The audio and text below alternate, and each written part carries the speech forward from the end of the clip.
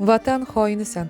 Sedanachi milliy brendining tabiiy mahsuloti Prostamix 13 xil shifobaxsh giyohdan tayyorlangan. Immunitetni mustahkamlaydi. Ikkilamchi bepushtlikka yordam beradi. Prostata bezini sog'lomlashtiradi. Tahorat ushlab tura olmaslik kabi erkaklik muammolariga foyda berib kelmoqda. Biz faqat sinalganini tavsiya etamiz. Hoziroq buyurtma bering va sog'ligingizni tiklang. Assalomu alaykum aziz muxlislar. Agarda kanalimizda mehmon bo'lsangiz, kanalimizga obuna bo'lishni va videolar davomida bir dona like tugmasini bosib qo'yishni unutmang. Aktrisa Nargiza Salmonova nafaqat filmlardagi rollari, balki taqlid san'ati bilan ham tomoshabinlarga yaxshi tanish. U xorijlik yigitga turmushga chiqib, ijodda uzilib qolgan bo'lsa-da, tomoshabinlar uchun hamon sevimli aktrisa. Bu yil 36 yoshni qarshiladi. Shu munosabat bilan uning hayoti va ijodi haqida sizga ma'lumot beramiz. Nargiza Salmonova 1989-yilning 1-oktyabr kuni Toshkent shahrida o'qituvchilar oilasida dunyoga kelgan. U oilada to'ng'ich farzand bo'lib, singlisi va ukasi bor. Oilamizda san'atkorlar yo'q, ammo onam bir joyga borsa shunchalik chiroyli qilib gapirib berardiki, o'zimni xuddi o'sha yerga borgandek his qilaman. Onam gaplarni ham shunchalik rolga kirishib aytib beradiki, siz aktrisa bo'lganingizda kamida xalq artisti bo'lardingiz deb kulaman. Ko'pchilik meni tojik yoki Ozarbayjon millatiga mansub deb bilarkan, ammo oddiygina o'zbekona oilada tug'ilganman. Mening san'atkor bo'lishim ham shunchaki tasodif bo'lgan, deydi aktrisa Nargiza Salmonova. Nargiza Salmonova Toshkent davlat madaniyat kollejini tamomlab, kinodagi faoliyatini boshlaydi. Ammo san'atda o'z o'rnini topishi oson kechmaydi. Ancha vaqtgacha uning asosiy rollari berilmaydi. Uchar qiz, omadli yigitlar va Yozsiz yil kabi filmlarda kichik epizod rollarni ijro etadi. San'atkorlar bilan yaxshi munosabatdaman. Nima uchundir ijtimoiy tarmoqqa taniqli yigit va qiz birga tushgan suratini joylasa, kuzatuvchilar ularni sevishganga chiqaradi. Men gap so'zlardan qo'rqaman. Turmushga chiqqanman. Qizning atrofida turli mish-mishlar bolalashi yaxshi emas albatta. Shohruxxon bilan do'stmiz, uni hurmat qilaman. Samimiyatni yo'qotmagan inson, deydi aktrisa. Aktrisa artist syomkasida suratga tushish uchun bir necha kilogramm vazn to'plagan, ammo suratga olish ishlari yakunlangandan keyin qomatidan uyalib, omma e'tiboridan chetda yurishga harakat qilgan. Artist serialda suratga tushish uchun naqd 7 kilogramm vazn to'pladim. Bu rejissyor Ayub Shahobidinovning talabi edi. Qomatim avvaldan o'zgaruvchan bo'lgan. Maktab vaqtida qancha yesam ham to'lishmasdim. Hozir esa aksincha. Stressga uchrasam, tezda vazn to'playman. Ammo semirgan vaqtimda o'zimga yoqmasdim. Har kuni sport zalga borib, tinimsiz mashg'ulotlardan keyin 7 kilogrammga ozdim. Ammo vazn tashlaguncha ancha azob chekdim, deydi aktrisa.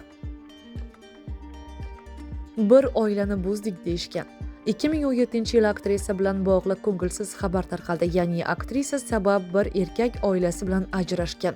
Ayol esa bunda Nargiza Salmonovani aybladi. Aktrisa intervyularning birida bunday gap so'zlar ruhiyatga og'ir ta'sir qilgani haqida gapirib o'tdi. Sevgini chiqarganga ming la'nat. Bir oilani buzding deb juda xunuk gaplarni yozishdi.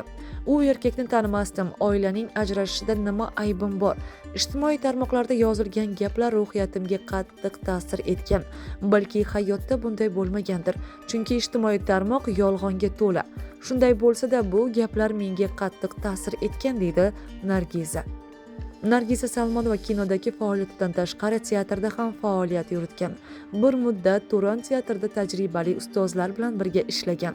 Turk tili o'zbek tiliga o'xshatsa-da, muloqotda uni tushunish qiyinchilik tug'diradi. Turk tilini uncha yaxshi bilmasdim. Sekinroq gapiring, anglolmayapman deb ko'p gapirardim.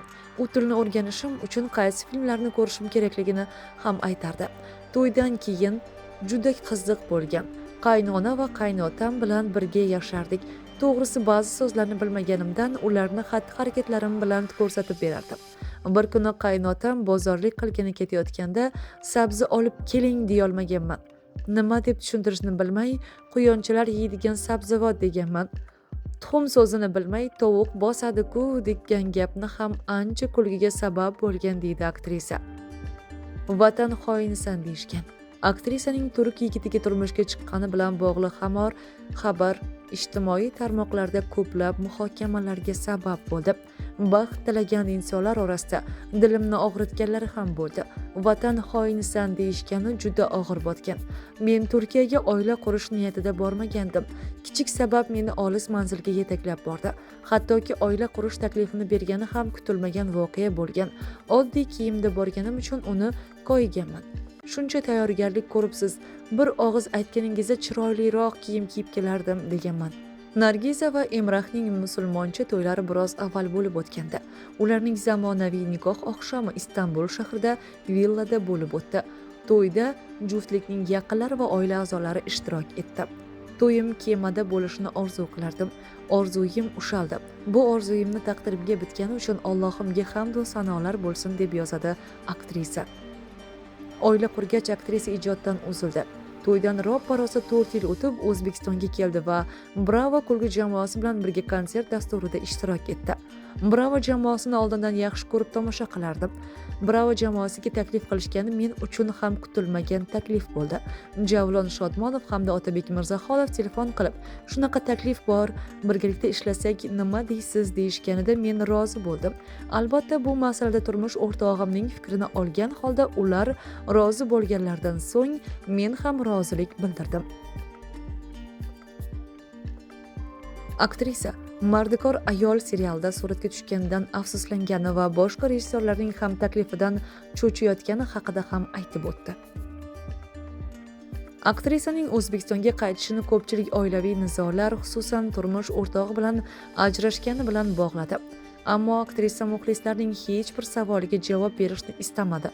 Bravo jamoasi bilan yakunlangan konsertdan so'ng u Instagram profiliga Turkiyaga ketayotgani bilan bog'liq suratlarni joyladi. U 2023-yilning 18-aprel kuni farzandli bo'lganini ma'lum qildi. Nargiza qizalog'iga Zaira deb ism qo'ygan. Yaqin joyga turmushga chiqqan ayol bir oyda bir yoki 2 marta uyga kelishi, uzoqqa turmushga chiqqan yilda bir oilasini ko'rgani kelishi normal holat. Bu ajrashdi degani emas. Ikkala shaharda ham Alloh umr bergancha yashayman va Alloh nasib etgancha san'atni davom ettiraman deydi aktrisa. Aktrisa so'nggi intervyularning birida turmush o'rtog'i bilan O'zbekistonda tadbirkorlik qilishni rejalashtirayotgani va Toshkentda oilasi bilan yashash niyati borligini ma'lum qilgan edi. Nargiza Salmonovaga baxt va omad tilagan muxlislarimiz videosida bir dona like tugmasini bosib, bizni kuzatishda davom eting.